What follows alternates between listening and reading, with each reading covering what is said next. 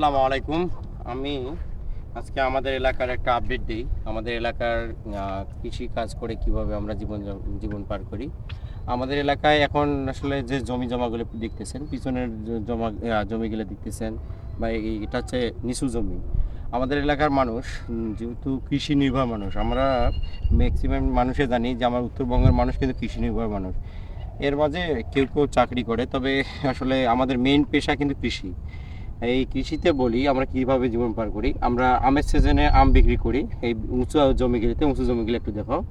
আমের সিজন শেষ, এখন কিন্তু আমরা ধান রোপণ করার জন্য আমাদের জমিগুলো তৈরি করতেছি। এই ধান আর আম আমাদের বর্তমান ফসল, আর কোনো ফসল নাই। এর মাঝে দুই একজন বলা যায় না, আমাদের ইউনিয়নের মধ্যে দুই একজন শুধু রবি শস্য চাষাবাদ করে, তাছাড়া কিছু নেই। আমাদের হচ্ছে এবার আমেরও দাম কম, ধানেরও আসলে সেরকম টাকা পাইনি। আমাদের অবস্থাটা তেমন ভালো নাই, তবে এবার আসলে আমাদের আর্থিক অবস্থাটা সবারই দিক থেকে একটু সচ্ছলতাটা কম আসছে, কারণ লস। আলু যারা চাষ করছিল আলুতেও লস, আমেও যারা চাষ করছিল আমেরও দাম নেই।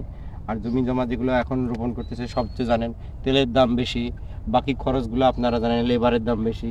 সর্বমোটে আমাদের কাছে আসলে এখন আমরা আমাদের উত্তরবঙ্গের মানুষ বা আমার এলাকার মানুষ কৃষিকাজ করে আসলে দিন পার করা কঠিন হয়ে গেছে। আমার বাড়িতেও একই ক্ষেত্রে একই সমস্যা। আমরা মানে আসলে আমি পড়াশোনা শেষ করছি, করার পর ভাবলাম যে কৃষিতে মনোনিবেশ ভালোভাবেই করি। তো দেখা যাচ্ছে যে কৃষি থেকে আমাকে সাপোর্ট করতেছে না, কারণ কৃষিতে মানে লসের পরিমাণটা বেশি। কৃষি ফ্যামিলি থেকে এখন মানে দিন পার করা কঠিন হয়ে গেছে।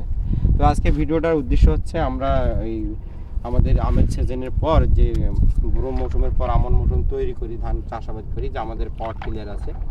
আমাদের এলাকায় আসলে তেমনটা এখনও উন্নত হয়নি। উন্নত আমরা এত রাস্তাঘাট আপনাদের দেখাই, কিভাবে দেখাই চলে। আর আজকে যে জমিটা আমরা চাষবো সেটা হচ্ছে আমরা আমনের জন্য রেডি করব। তো এর আগে আমের ভিডিও দেওয়া আছে। আর কিছু কিছু জমি আপনারা দেখেন আমরা চাষ করলাম, আর এখন আমরা চাষগুলো দেখাবো। আর এরপর এই জমিতে আমরা আমন রোপণ করব। তবে আমাদের এলাকায় আসলেই কৃষিকাজে মানুষগুলো মানে দিন পার করা কঠিন হয়ে গেছে। এটা আসলে আপনারা একটু দেখবেন যে আপনাদের এলাকার সাথে আমাদের এলাকা কম্পেয়ার করবেন। আর বাংলাদেশে তো এখন চাকরি বলতে আমি বলি, চাকরি আসলে করে দিন পার করা খুবই কঠিন হয়ে গেছে। ছোটো চাকরি বলেন, চাকরি কাগজ ছোটো করতেছি না, 15-20 হাজার বা 25-30 হাজার, কারণ একটা বাসা ভাড়াই 7-8 হাজার টাকা, 15 হাজার টাকা ঢাকা শহরে।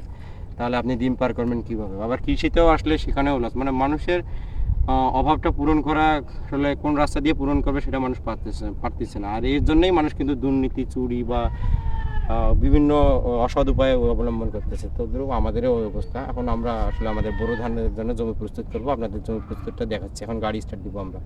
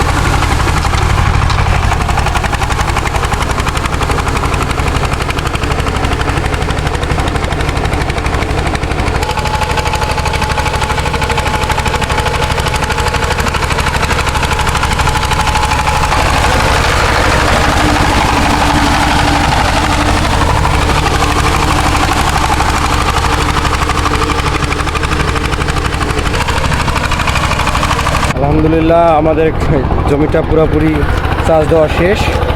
এগুলো হচ্ছে আমাদের বলান, এই ধানের আমরা যেটা রোপণ করব।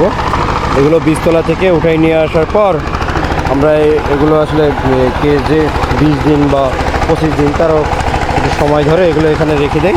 তারপরে এখান থেকে আবার এই জমিগুলোতে আমরা রোপণ করব।